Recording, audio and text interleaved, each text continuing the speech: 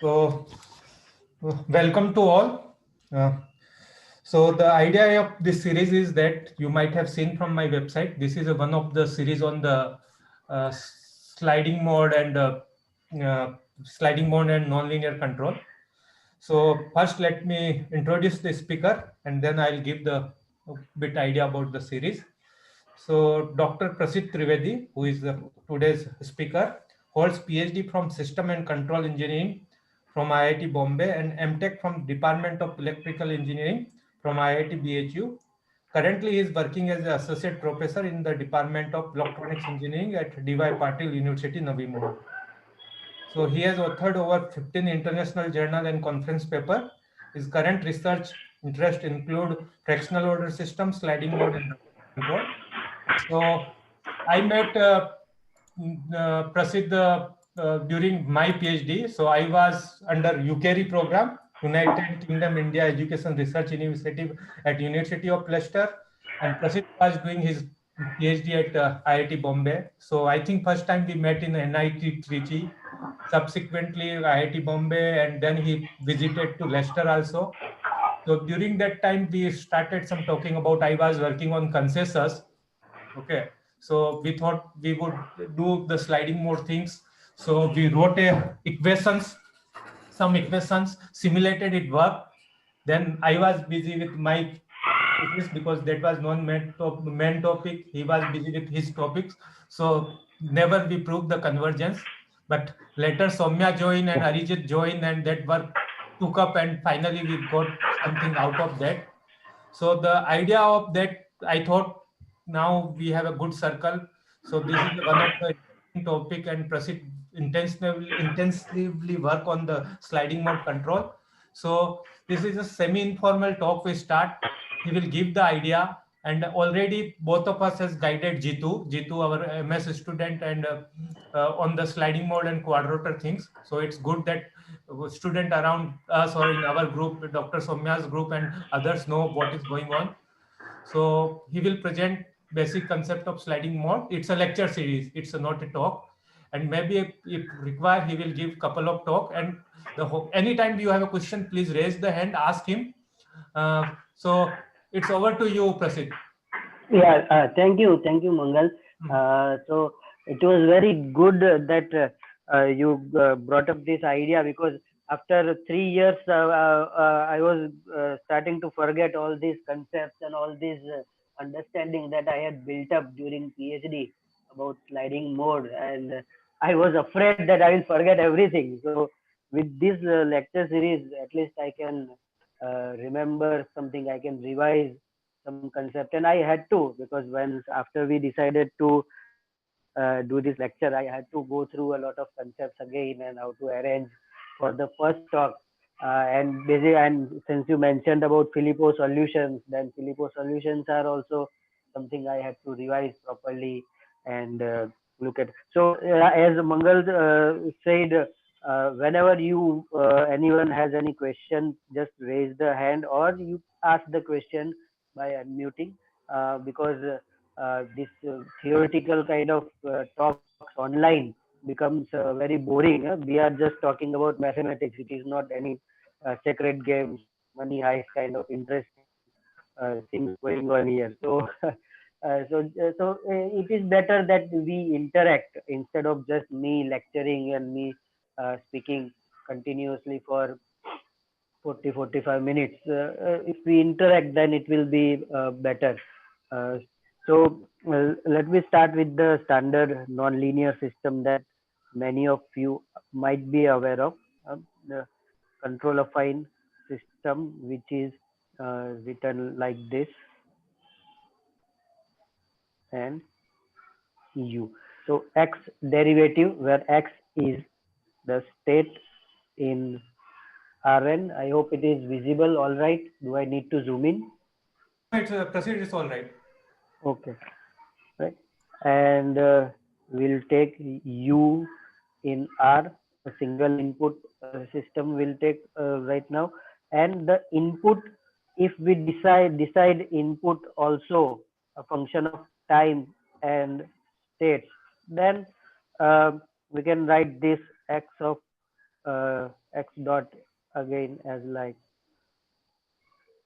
and we can talk about solution of this differential equation. This is a differential equation, nth order differential equation written in a state space form. So we can talk about solution of this differential equation before, and we have to talk about this differential equation solution. But before we go there, let me introduce to the fundamental sliding mode concept, which is that you define a switching function, which is sigma of x. This can either be designed using all the states measurement, or this can be an measured output.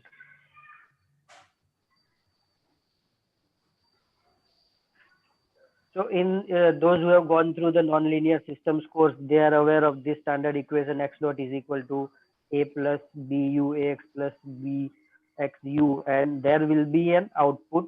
Usually in Khalil, the output is taken as y of x.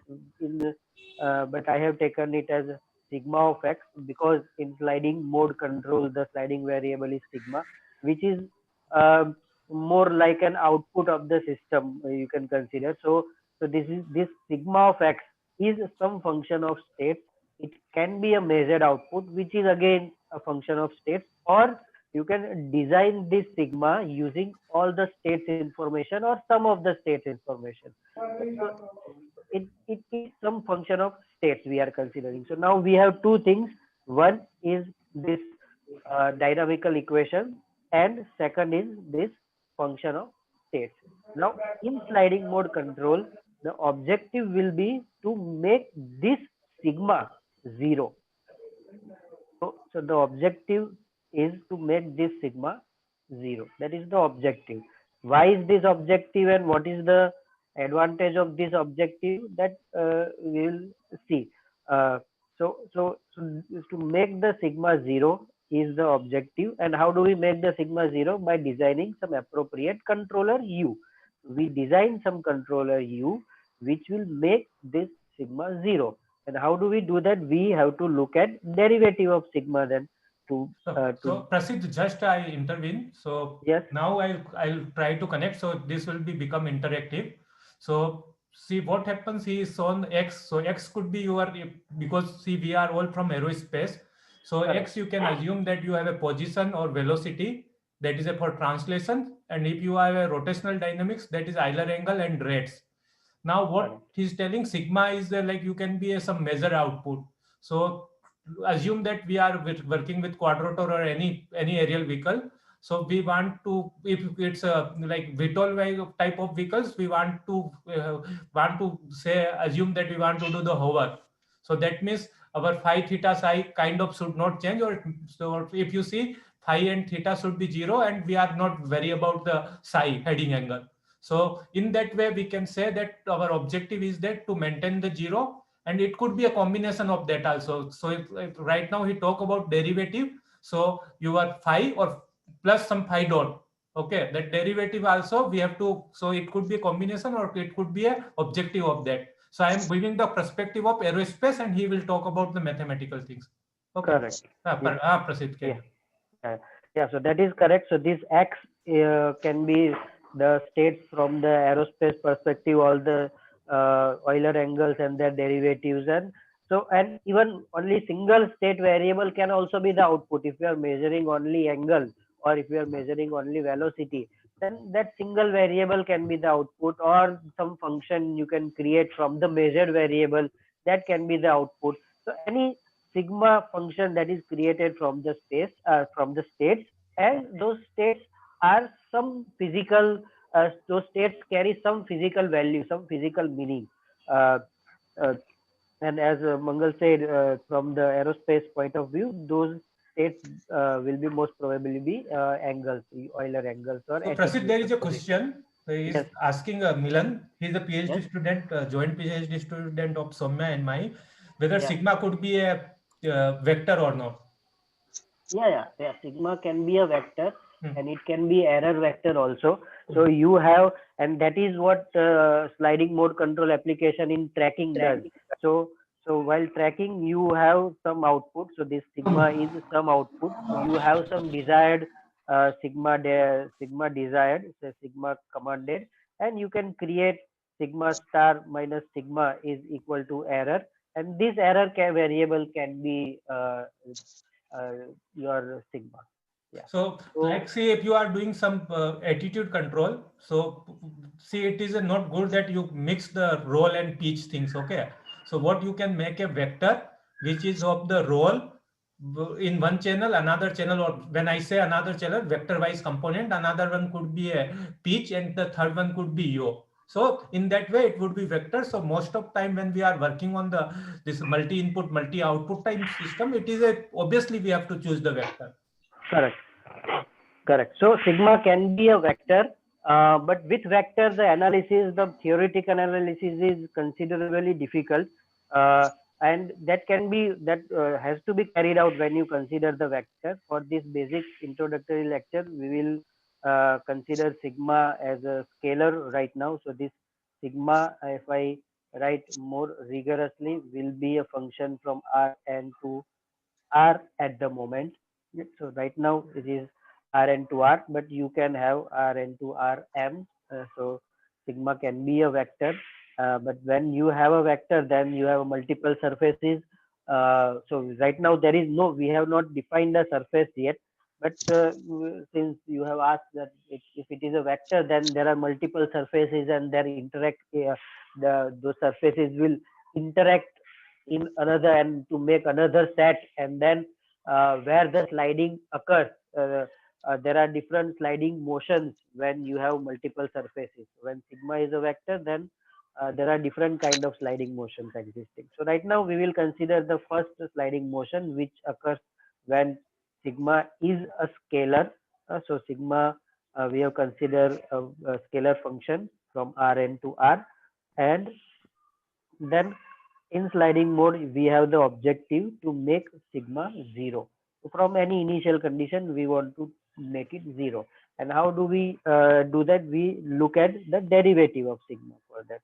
So sigma derivative, um, uh, uh, but the time derivative. So we find time derivative of sigma. And so that is sigma dot, uh, that will be grade sigma dot x dot, right? That is equal to,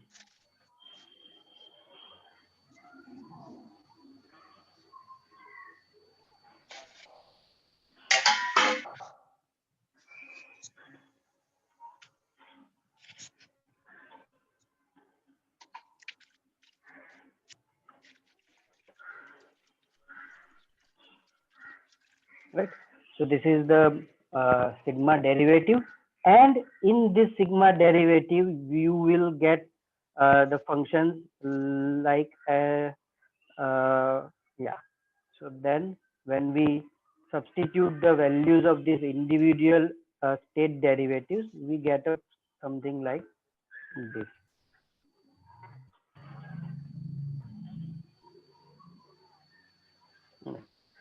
So, so then from this equation, we have to design a U which makes sigma 0. So this sigma derivative is the surface dynamics are also sometimes called in literature. You can say this is So Prasid, sigma dynamics. I have a question. When you Yes, put sigma dot here, so you are yes. not representing everything in terms of output dynamics, right? Everything meaning what? So this See, is now sigma is our consider. If I consider sigma as a output, correct. the argument of f and x, g are still in terms of x. Yes, yes, correct, correct. Yeah. So, Uh, this will be in X. So arguments of F and G uh, are in X, and they will remain in X. So this is not coming like output dynamics, because uh, uh, it may not be possible to bring these functions in terms of sigma. Yeah. uh. So these are not functions of sigma. right? uh, So these are not functions of sigma, and this will happen. uh, So it may not be always possible to bring these functions in terms of sigma. So yeah, this is not output dynamics. uh, So this equation is not entirely into output dynamics, but we will use the control uh, to make it in the uh. bring it in the output dynamics. The So reason that why is I asked, see, x1 dot you have see sigma, because what you see right hand side sigma is not appearing, but in above equation sigma, because we have taken something sigma, right? Huh? correct. So because it is a, you have taken the partial derivative, so and sigma is a function of state, so sigma would not appear, right hand side. Correct, correct, Okay. correct. Okay. Yeah. So, so basically here in sigma dot you will have the functions like this: dou sigma by dou x1 multiplied by x1 dot plus dou sigma by dou x2 multiplied by x2 dot, and similarly up to xn, right? So so this is our sigma dot, and this sigma dot, wherever we can collect the terms, and finally we will bring it in this equation, this form of equation. This is this, and this function of x will be there. Now we want to design the control u to make this sigma 0. So now this is a first order differential equation, because right now we have considered sigma to be a scalar, and this is a first order differential equation with this u. Now I'm dropping this t and x at the moment, uh, loosely. So this is right now I'm just loosely giving some basic idea, uh, and then we will make it more rigorous. So G inverse minus F plus some psi of sigma. So where psi is some function of sigma, if we design a control like this and we substitute this control in this equation, substituting u in this, then we get the differential equation, first order differential equation, this. Right? And of course, the assumption stays that G has to be invertible, because we are inverting G for all the t and x. So the function G must be sign definite. It must not change the sign, because here in this, although not mentioned, this A and B are assumed to be continuous. If they are continuous, this F and G will be continuous. And if F and G are continuous and they are not sign definite, then if in particular G, if G is not sign definite, then there will be a zero when they change the sign, and that zero will make it non-invertible. In fact, when G becomes zero, this sigma dot is not controllable at all, because U disappears, input disappears from the sigma equation, right? So this G function, wherever you are doing this analysis, this G function when you get in the sigma dynamics, at that time this G must be ensured to be sign definite. It should not be a function like sine of x. If it is a function like sine of x, uh, then it may change the sign. It may become zero, and when it becomes zero, sigma dot doesn't have any control, right? So it has to be sign definite function. So, Prasid, what you are telling, sign definite means that it should not change the sign, right? From positive Correct, to, because then it correct, will cross the zero, right? correct, correct, That is the correct. idea, because if it crossed zero for some particular state, it will become singular. Yes, yes. So Okay. that is why this sign definiteness is imposed here. So those who have seen some papers on sliding mode may have seen the conditions on G like this. It has to be lower and upper bounded both. It is so when we make it more rigorous, we will have to put this condition. Not just sign definite is not sufficient, because even if it is sign definite and G becomes zero, then also we have problem. So G must be lower bounded. If G is not lower bounded, then this G inverse is not upper bounded, right? So if G is not lower bounded, then G inverse is not upper bounded, and then U becomes unbounded.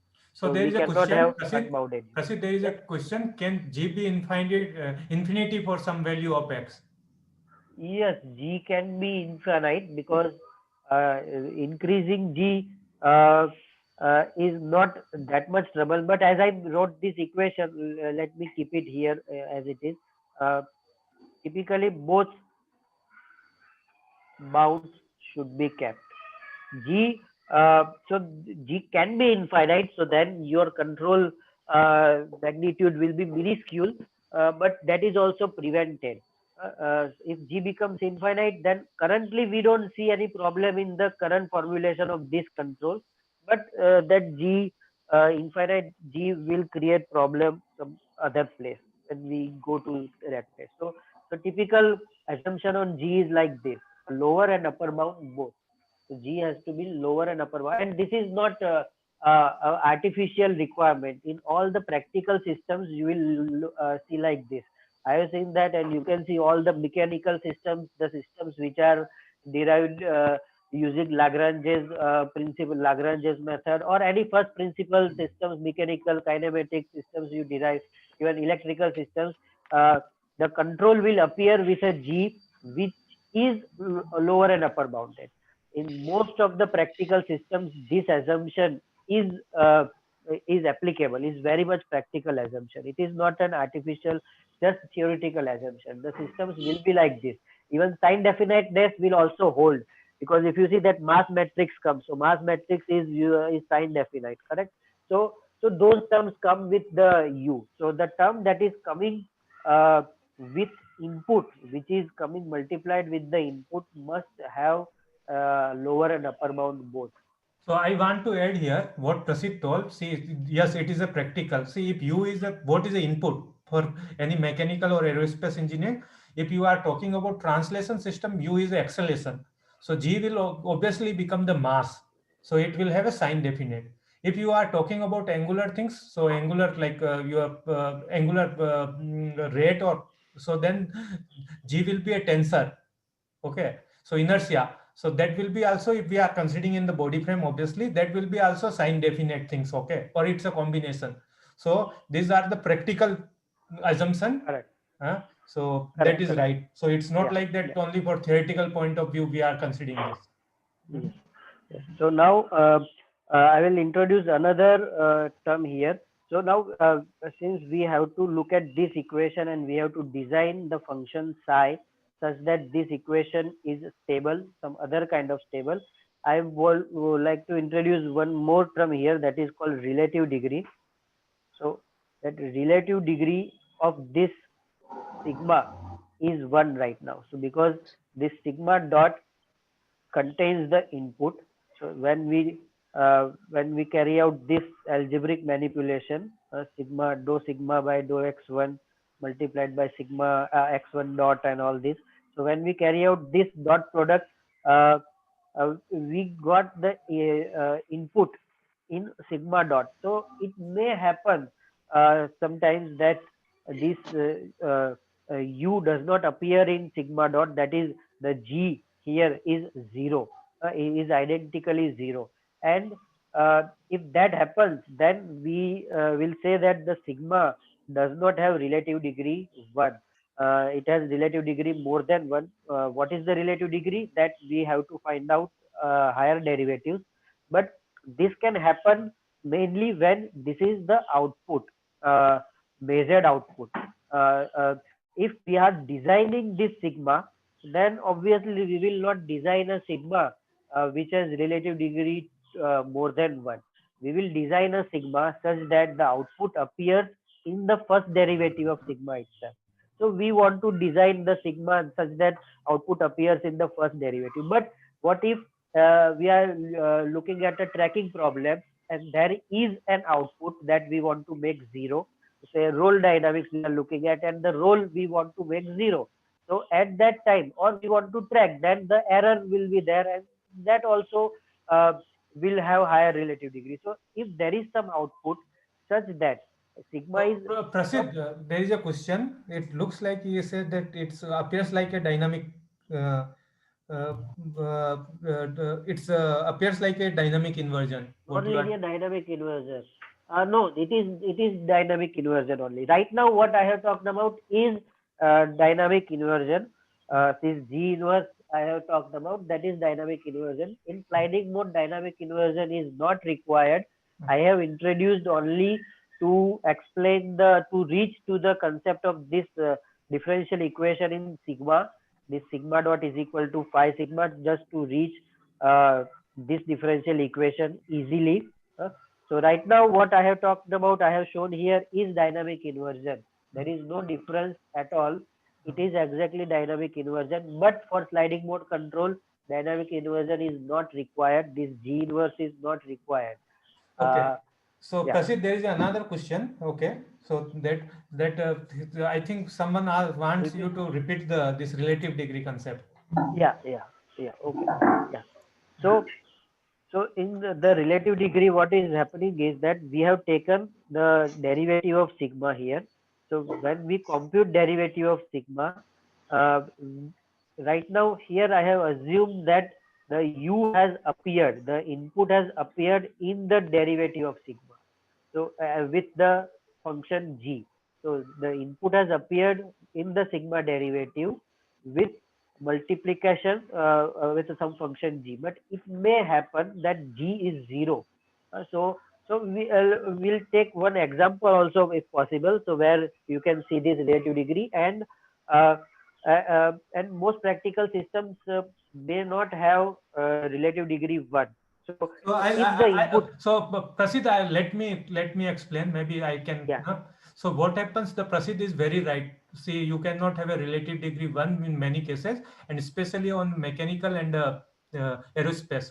See, if you are doing position tracking or attitude tracking, so if sigma is say some attitude, but your input is your torque, right? So what happens when you take the first derivative? Only you will get angular rate. So angular rate directly is not a control input. So you have to take one more derivative. Then only your right, control will appear. And right. that is true for translation system also. Velocity cannot be directly changed. You have to change the acceleration. That means you have to apply the force. So naturally, that relative degree, whatever we are working, usually it's a two. Yes. Yeah. Yeah, so it basically comes from this your Oh, uh, oh, this equation that force is the input usually, or torque is the input, oh. like this. Uh, So that's why this relative degree. So what happens now in order to show yeah, later on, I think Prasid will tell that yeah, not only now you have to show the sigma only, sigma dot and sigma double dot. All three has to be go yeah, zero, right? Right. correct. Right, yeah, okay. No. So output is position and the input appears as force or torque, right? So input comes in the second derivative of position. So if the output is position, and then in the first derivative of position you get just velocity, and velocity is not affected like the input doesn't appear in the velocity directly. Input is affecting velocity via acceleration, right? So in the second derivative of the position, the input will appear. Second derivative is your acceleration. So so this may happen that when you do this, when you find the sigma derivative, especially when sigma is a position variable and your input is force or torque, then in this equation, in this sigma dot equation, g may be zero. So g is equivalently zero. So if g is equal to zero, then sigma dot is only f, some function of state, and then you have to find out the second derivative of sigma double dot, to get the input, right? So right now we have this sigma derivative with input, so that is relative degree is 1. uh, if the input appears in sigma second derivative, if sigma double dot is coming like this, f plus gu, then the relative degree is 2, like that. So that is the uh, relative degree concept. Again, it is the loose understanding of relative degree concept. Uh, okay.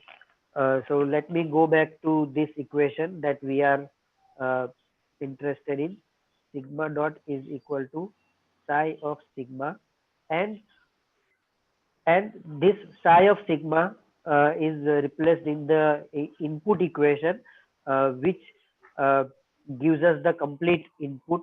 But we are interested in this equation right now because by designing appropriate psi, appropriate function psi, we can make this equation stable, and not just stable, we can make it finite time stable. So what kind of psi are considered in sliding mode control? The most uh, used and most talked about this function is signum of sigma, SG sigma. We have not yet defined what is SG sigma, and it requires a lot of discussion about what is the definition of SGN. It is been defined like this also,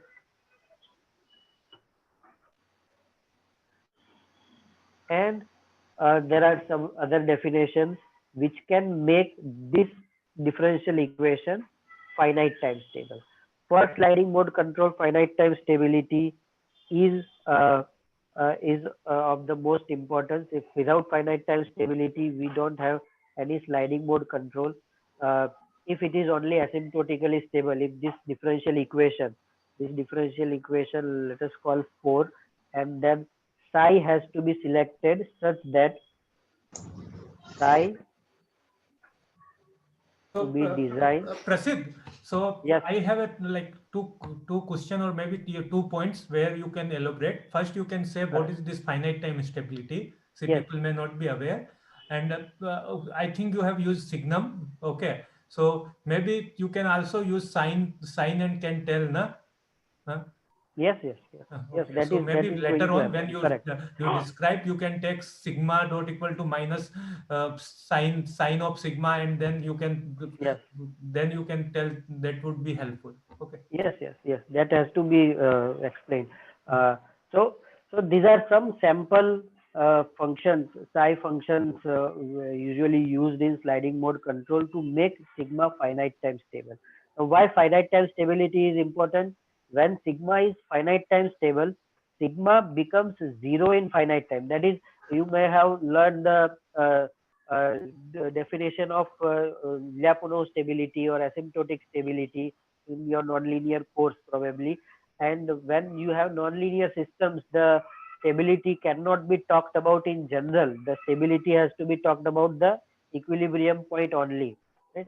So you have some equilibrium point, and for that equilibrium point you can talk about the stability, right? So that equilibrium point can be just Lyapunov stable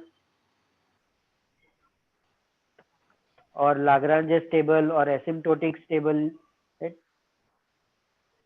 And then we have this finite time stability. So finite time stability is much simpler than Lyapunov and asymptotic stability. Lyapunov stability definition uh, uh, involves your epsilon delta balls and all that. So finite time stable definition just says that there exists a time t such that sigma of t is equivalent to 0 for all t greater than capital T. Right? So there exists a time t such that the sigma equivalently becomes 0 for all times greater than that particular capital T. Right? So that is the definition of finite time stability. So when this happens, we say that this sigma is finite time stable, and in asymptotic stability, this does not happen. In asymptotic stability, sigma never becomes a zero. Sigma just keep on becoming, keep on going near to zero. Right? So that is what happens in asymptotic stability, and we don't want that. We want to make sigma equivalent to zero. We sigma will become zero. So when sigma becomes zero, what happens is that something new called zero dynamics comes into picture.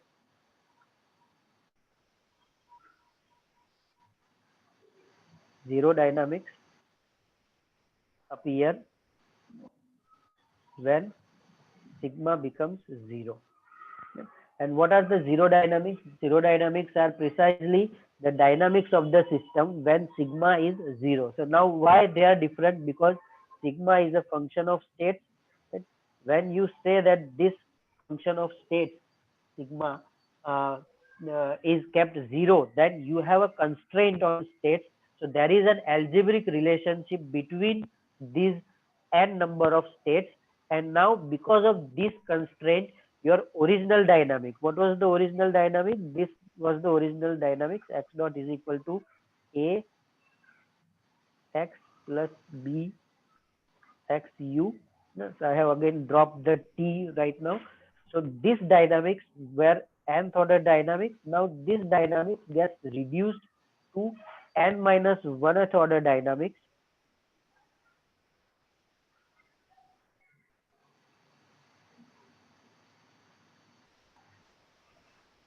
They get reduced to this n minus 1th order dynamics. And so this differential equation, and then you will have some other differential equation with n minus 1. Let me say xr dot is equal to ar x plus br. So this will be like this. Xr dot is equal to, because we have substituted the u, so let me say frx, and one state will be found from the sigma, from the algebraic relationship, that is the sigma.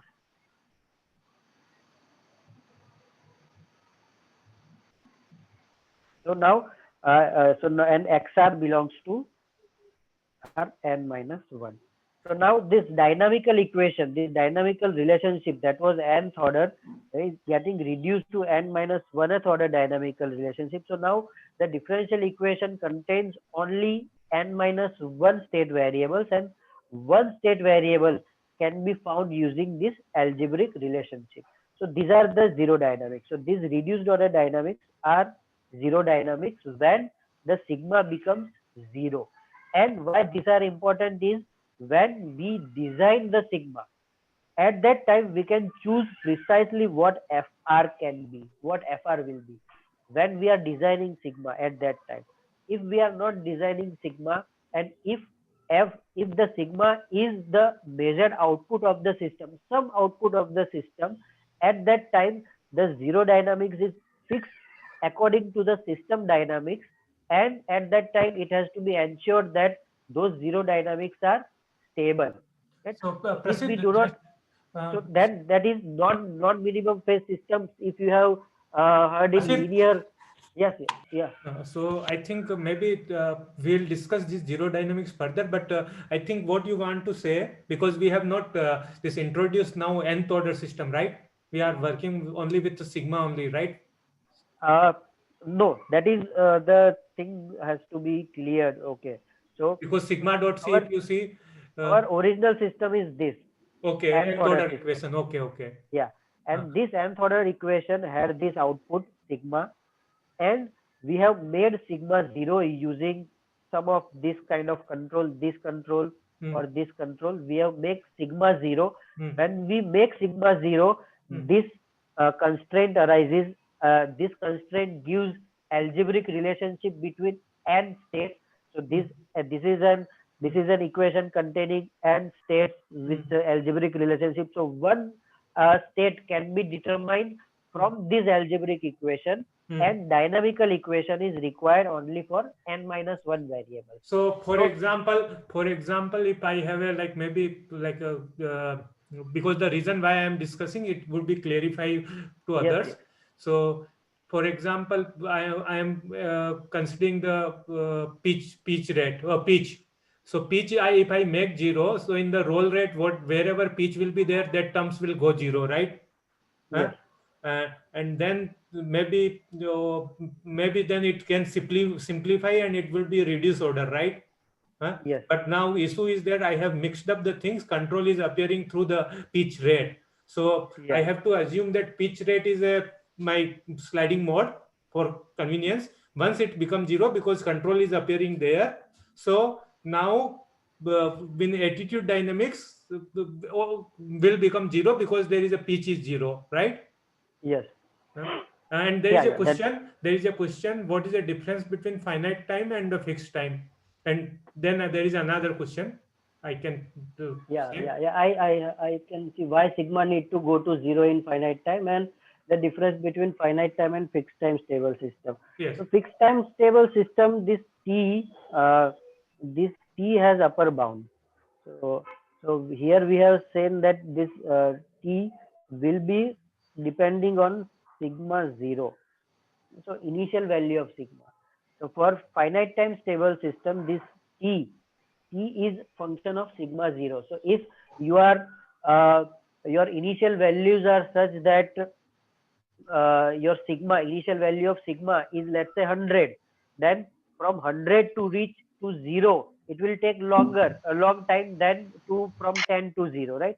So if the initial condition is larger, then the time to reach sigma equal to 0 is larger. So but the still you have finite time stability. For fixed time stability, this uh, reaching time t, so t is also called reaching time, right? So t is your reaching time.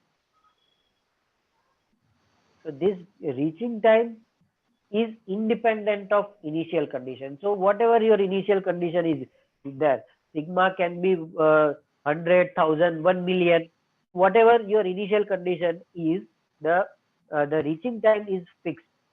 So it does not increase or decrease with your initial condition. So that is the fixed time state. Is it clear?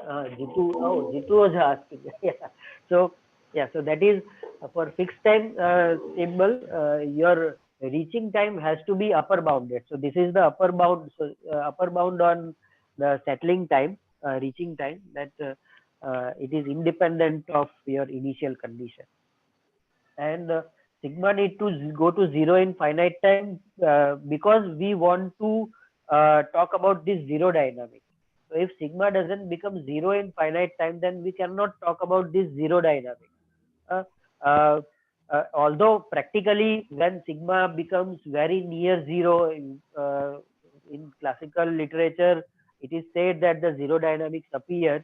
But to be precise, this zero dynamics appear only when sigma becomes equal to 0. So if sigma is not 0, then this zero dynamics doesn't appear. And if zero dynamics doesn't appear, then whole idea of sliding mode doesn't exist, because in sliding mode we design the zero dynamics.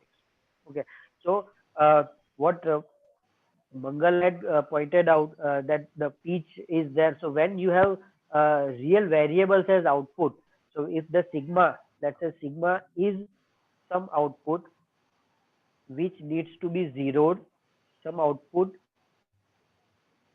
needs to be zeroed, but zero dynamics of sigma is unstable, then this is a problem. And this problem is in linear systems, this problem is called non-minimum phase systems. When you have non-minimum phase systems, this happens. So when you have some output, this output needs to be zeroed, and when you make that output zero, this remaining dynamics, this zero dynamics, when you make some output zero, algebraic equation appears. That algebraic equation will give you some reduced order dynamics, some other reduced order dynamics. Those reduced order dynamics are unstable. Then there is a problem, and that problem needs to be tackled in a different way. Right now we have to assume that the zero dynamics of sigma is stable dynamics. So FR, the reduced order dynamics, zero dynamics of sigma is stable. Okay, there is one more question. This is the reaching time is independent of initial condition. Are we deciding the value of t, or the value is calculated? Uh, yeah, you can decide the value of t. We can fix the value of t, and then you can design the control based on the fixed value of t. So you can say that you want the system to become stable within, let's say, 100 milliseconds. So you can put that value of t, and then you can design a controller for that fixed value of t. Yeah. So you can decide the value of t. Yeah. And if so that is one design problem, that you fix t and you design control, or you design the control and then you can calculate t. Both of them are both of them appear in literature. If you read the literature of fixed time, then both the cases you will find. Yeah.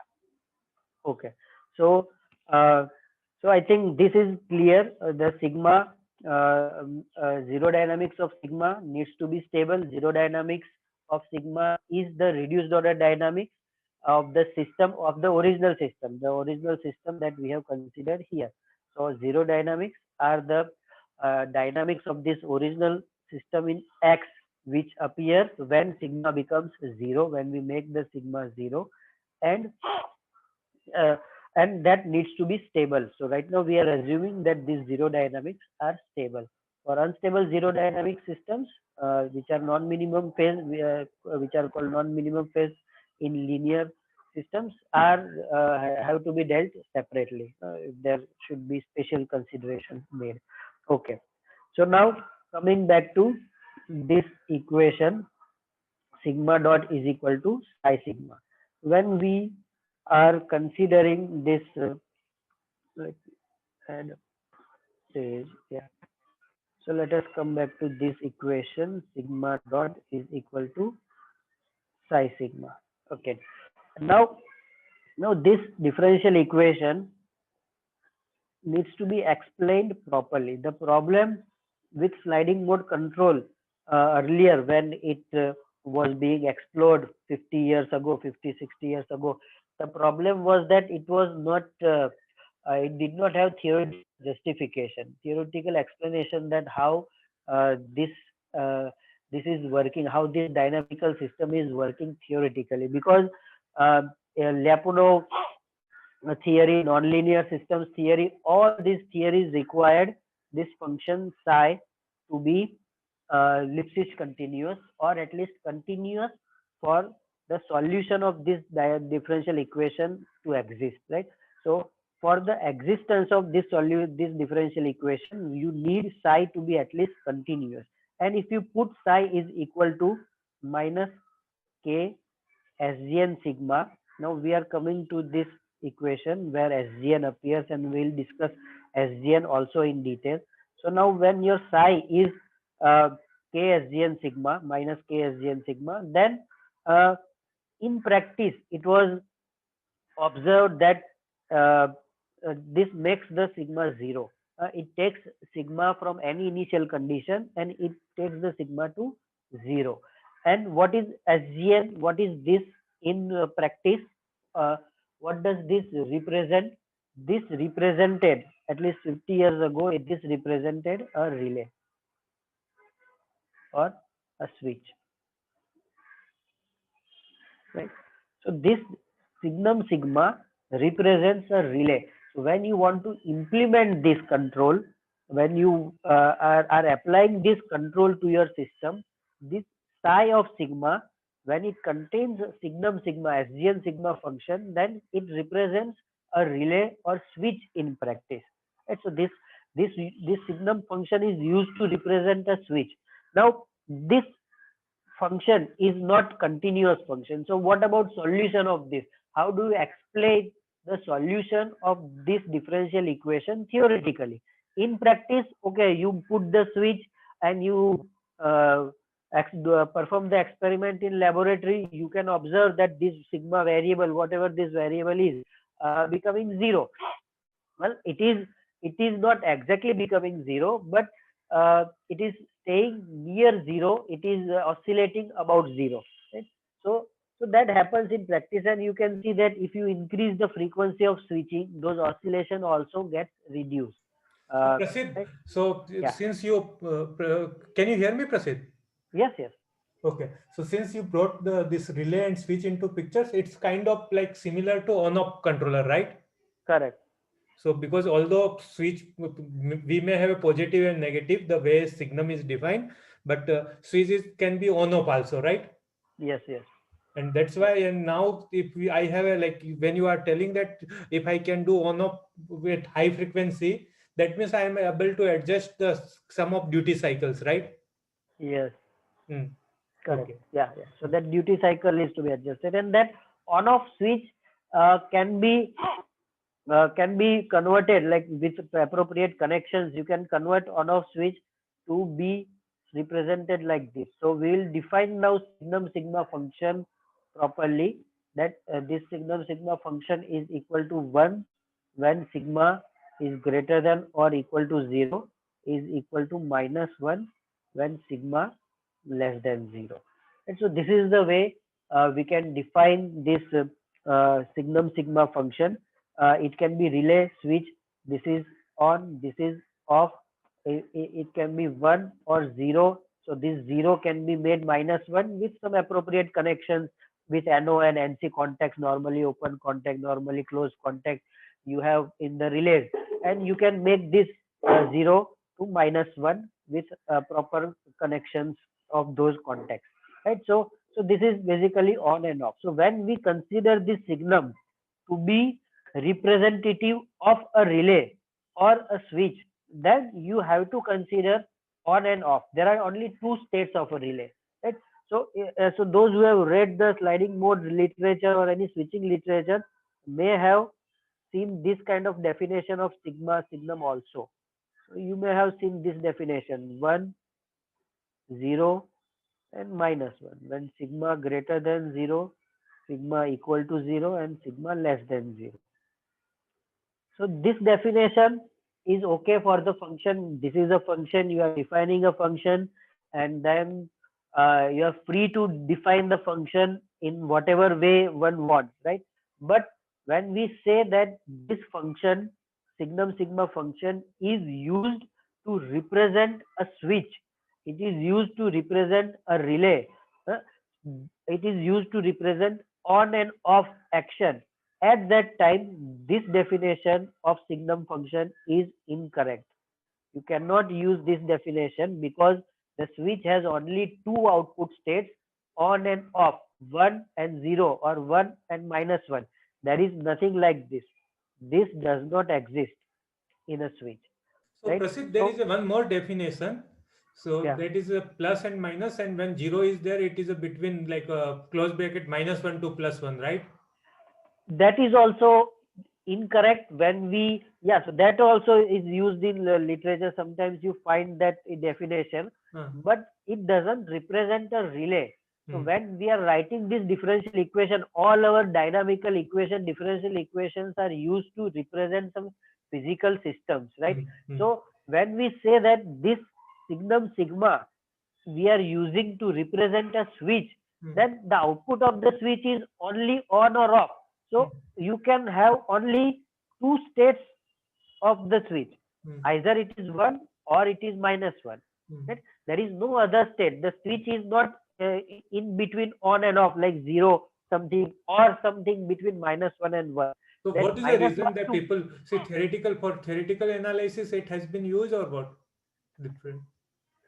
no, no, that is just the error of omission, or you can say error of commission also, because or some misunderstanding of Filippo solution sometimes, because that interval comes when we Hmm, go to Filippo solution. So hmm, that was the next hmm, topic that we want to go to, that how do we understand the solution when signum is like this. hmm, If the signum uh, and that is something uncomfortable, hmm, and to relieve that uncomfort, hmm, people have used people have resorted to putting this 0 here or that interval there. hmm, But that uncomfortable hmm, uh, feeling when we want to talk about this the solution of this differential equation, that uncomfortable question has been answered by Filippo, hmm, and then that interval comes. hmm, Filippo's definition does not say that you define signum like this. hmm, Filippo's definition does not say that you make this between minus 1 and 1 when sigma is equal to 0. hmm, So Filippo's definition says that when you have a discontinuity at point 0, hmm, uh, so here we have a discontinuity at point 0. This is discontinuous at point 0 hmm,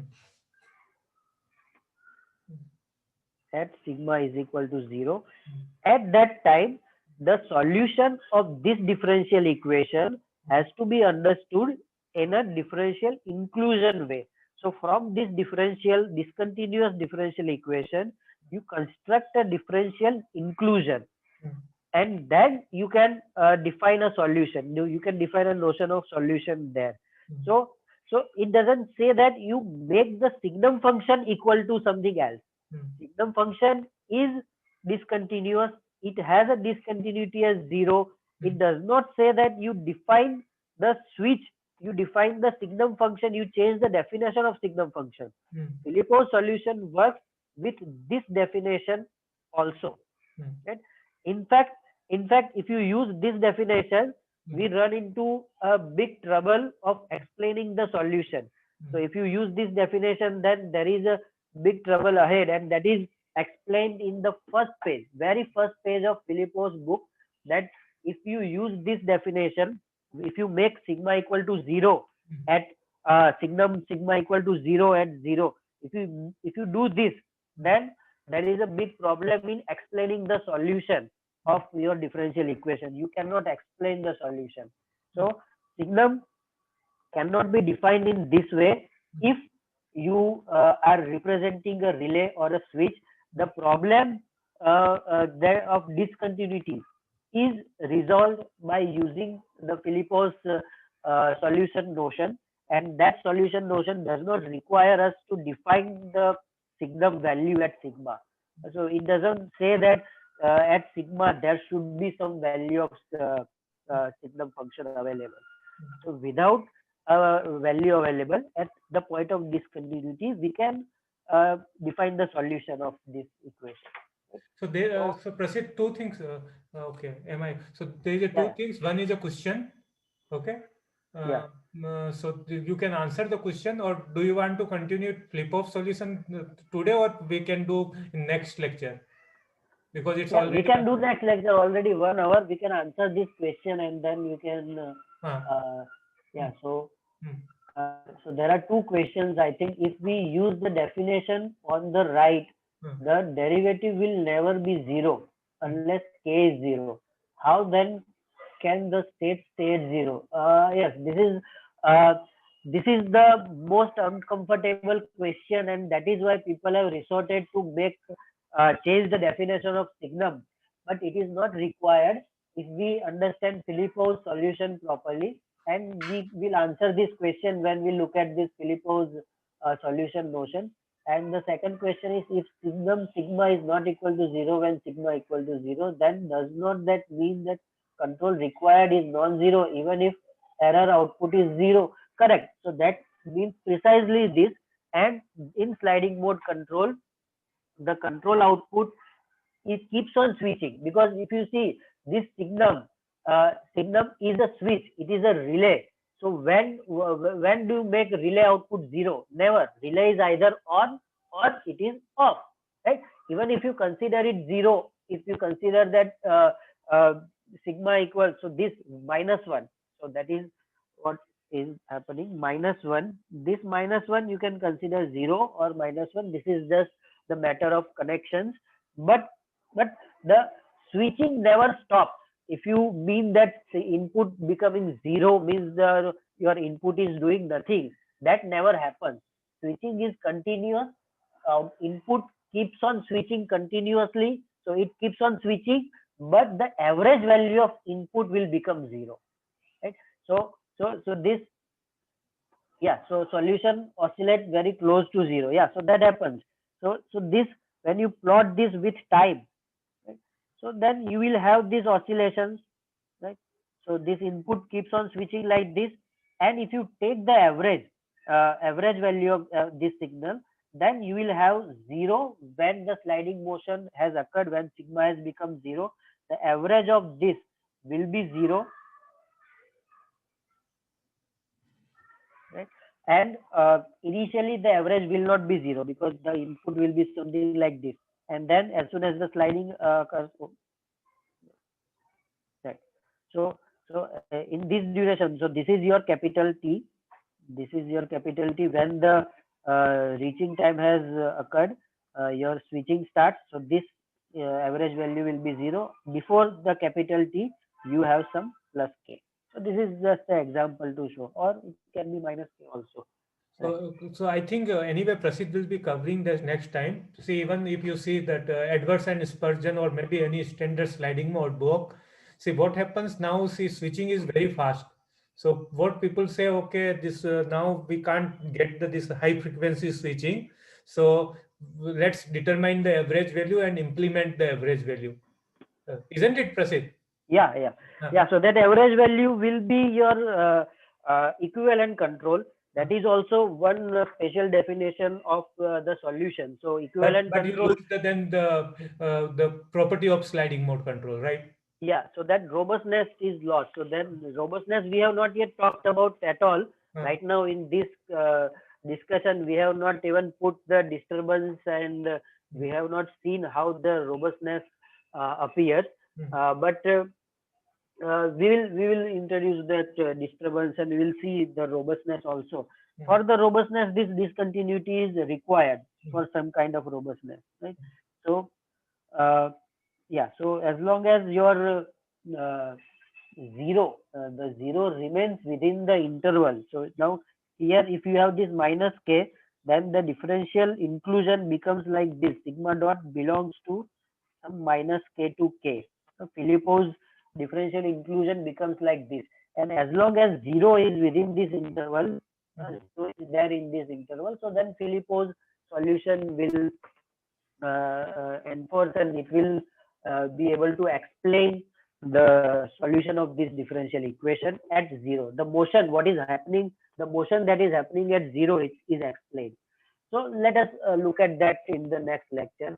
I will take that example from Filippo also. The Filippo's first book. If you have access to that Filippo's book, you can read the first page, where you will find that this definition of signum as problem in explaining the solution. Okay. So thank you, Prasid. I am stopping the reading, but stop recording, and then we can discuss.